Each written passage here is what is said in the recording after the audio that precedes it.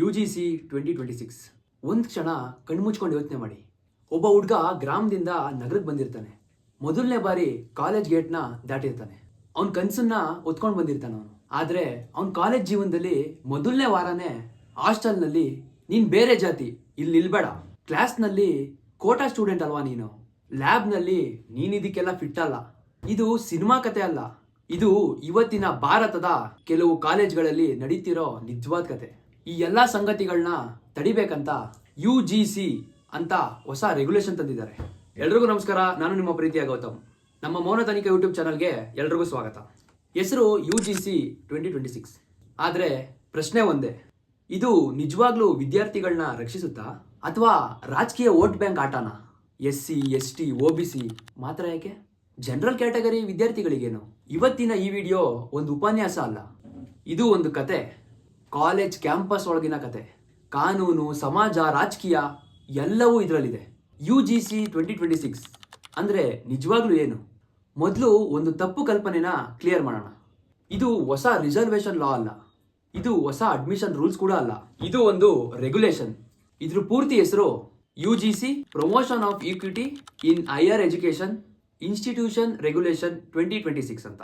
ಸರಳವಾಗಿ ಹೇಳ್ಬೇಕಂದ್ರೆ ಈ ರೆಗ್ಯುಲೇಷನ್ ಯಾರಿಗೆ ಅನ್ವಯಿಸುತ್ತೆ ಅಂದ್ರೆ government colleges, private colleges, universities, deemed universities, online and distance educations ಅಂದ್ರೆ ಭಾರತದ ಎಲ್ಲ ಹೈಯರ್ ಎಜುಕೇಶನ್ ಇನ್ಸ್ಟಿಟ್ಯೂಷನ್ಗೆ ಅಪ್ಲೈ ಆಗುತ್ತೆ.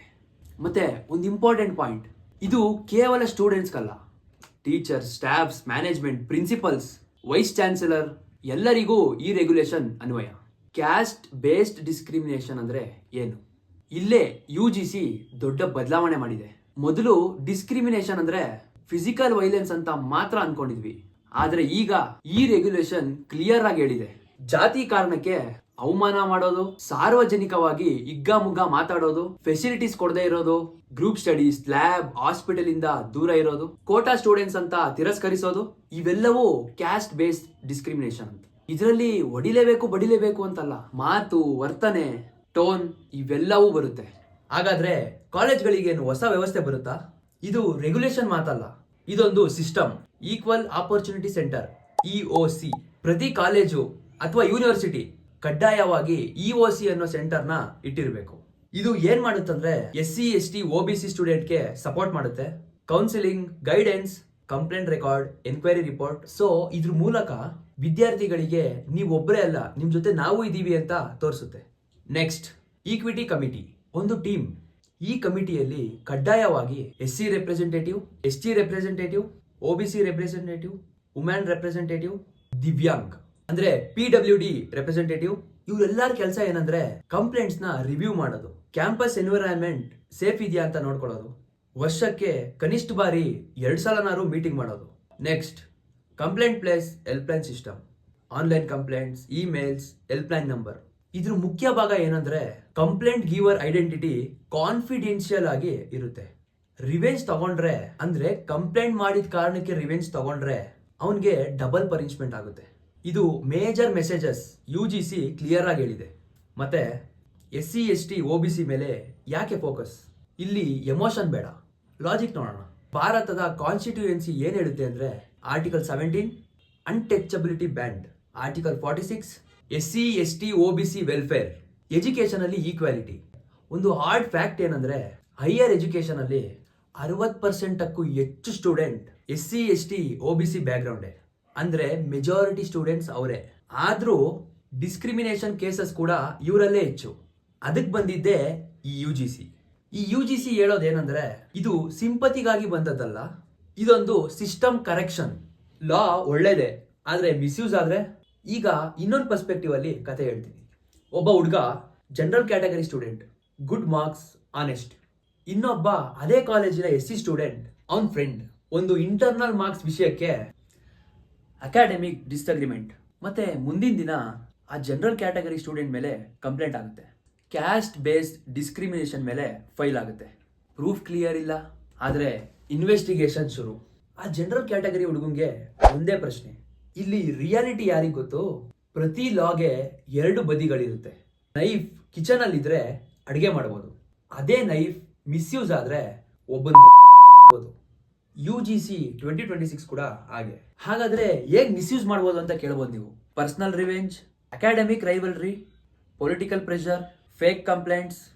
ಒಂದು ಫೇಕ್ ಕಂಪ್ಲೇಂಟ್ ಮೆಂಟಲ್ ಹೆಲ್ತ್ನ ಡಿಸ್ಟ್ರಾಯ್ ಮಾಡ್ಬೋದು, ಕೆರಿಯರ್ ಡಿಸ್ಟ್ರಾಯ್ ಮಾಡ್ಬೋದು, ಅದರಿಂದ ಫ್ಯಾಮಿಲಿ ಕೂಡ ಪ್ರೆಷರ್ ಒಳಗಾಗುತ್ತೆ. ಆದರೆ ಈ ಲಾ ಡಿಸ್ಟ್ರಾಯ್ ಮಾಡುತ್ತಾ ಅಥವಾ ಸೇಫ್ ಮಾಡುತ್ತಾ ಅಂತ ಕಮೆಂಟ್ ಮಾಡಿ. ಈ ಕಾನೂನಿನ ಡ್ರಾಬ್ಯಾಕ್ಸ್. ಈ ಲಾ ಪರ್ಫೆಕ್ಟ್ ಅಲ್ಲ ಅಂತ ಕೆಲವು ಜೆನ್ಯೂನ್ ಕನ್ಸರ್ನ್ ಕೂಡ ಇದೆ. First one, general category protection cap. Law explicitly SC/ST OBC ಮೇಲೆ ಮಾತ್ರ ಫೋಕಸ್ ಮಾಡುತ್ತೆ.